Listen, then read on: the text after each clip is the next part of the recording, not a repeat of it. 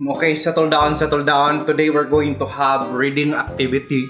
So I hope that you brought your books because I told you yesterday ahead of time that today will be reading activity. Sige, who will go first? Sir, Junjun, sir! Junjun, sir! Si Junjun! Sige, Junjun. Sir! Junjun! Sir! Junjun! The story of the mischievous goat. The goat was mischievous. It was always behaving in a bad manner. Sige, what does mischievous mean? Sir? Mischievous? Happy? Ay. Unlike the cow who was very behaved, the goat was untamed. And what is untamed? Happy? Ay. The goat was always baa and rowdy because the owner is reckless. Like he would leave the goat under the heat of the sun without water. What is reckless? Reckless? Junjun!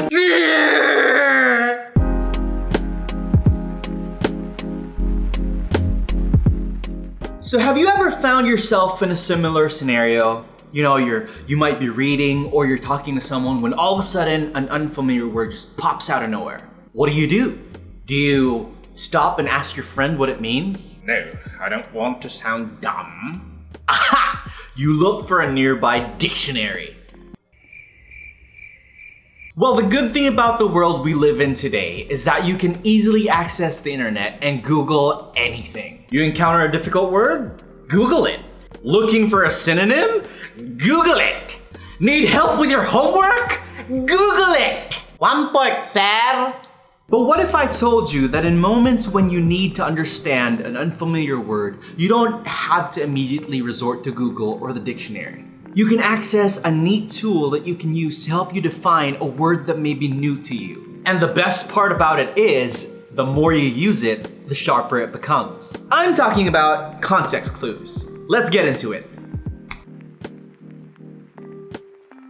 A context clue is a source of information about a word that helps readers understand the word. This word or phrase offers insight, either directly or indirectly, into the word's meaning.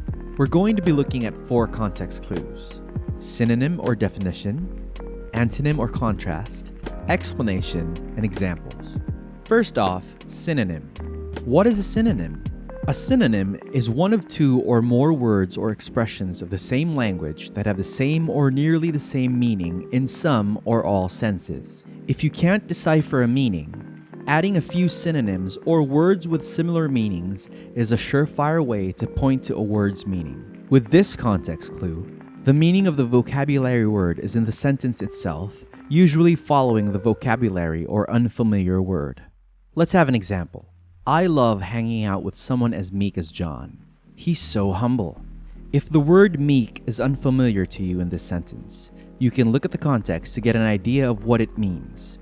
In this case, shortly after the word meek is mentioned, you get another word, the synonym in fact, and that is humble. In the sentence, humble is synonymous to meek, and both words are describing John. In the second sentence, we have an example of a definition as a context clue, where the word continuously is defined as all the time. The next context clue is antonym or contrast. An antonym is basically a word of opposite meaning, such as hot and cold or tall and short. Sometimes, the best way to understand something is to understand what not to do or what something isn't. In the same way, an antonym or an opposite can convey meaning. If you point out the differences, you can come to understand each component better.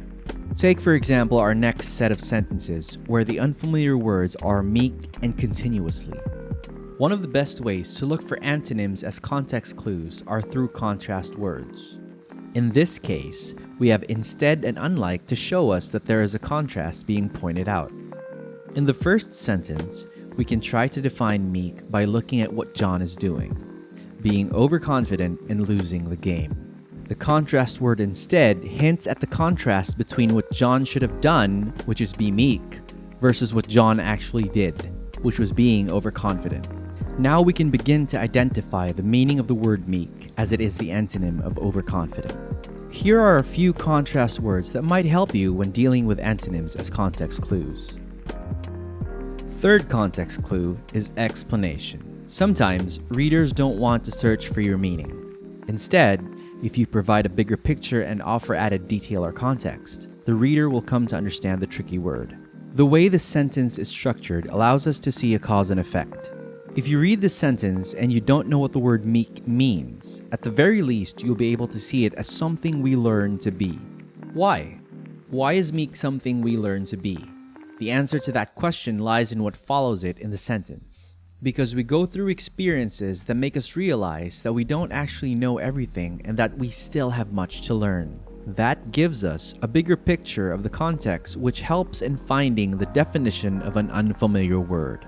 Here are a few signal words that might help you when dealing with explanations as context clues. The last context clue is examples, perhaps the easiest to spot and the fastest way to get to a definition. Sometimes, when a reader finds a new word, an example might be found nearby that helps to explain its meaning.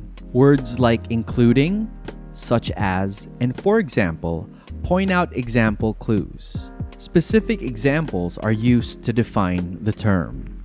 In our sentence, the word includes points out 3 examples of being meek: being humble, teachable, and modest. Now, let's test your memory.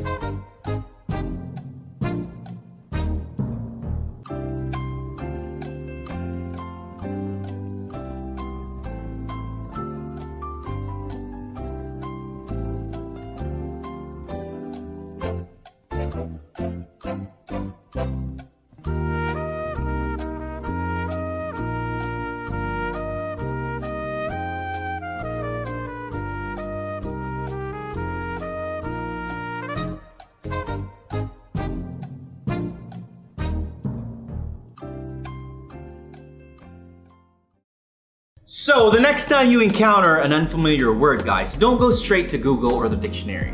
Try to use context clues. Look for the meaning in the context. And with that, we end our lesson for today. Thank you so much, guys, for watching. If you made it to the end of this video, please don't forget to leave a comment if you found this useful. If you like this video, click the like button. If you do not like this video, click the dislike button twice. And if you haven't yet, kindly subscribe, hit that notification bell to be notified every time I post a video. Thanks so much, guys, and I'll see you in the next one.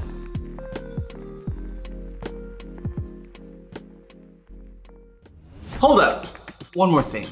I'd like to thank Sam for this. This is not a sponsored video, but he did make this. Sam is the person behind Lamas Dumaguete. And if you don't know what that is, make sure you check out their site their social media on Instagram and on Facebook. They make chicken sangas. Sanga. I'm supposed to pronounce it as with an Aussie accent. Sanga, might blow me. Cheerio. He makes these chicken sangas, which is apparently sanga is, I think, an Aussie term for sandwiches. Chicken sanga from Lamas Dumaguete. Make sure to check them out. They're on Instagram, they're on Facebook.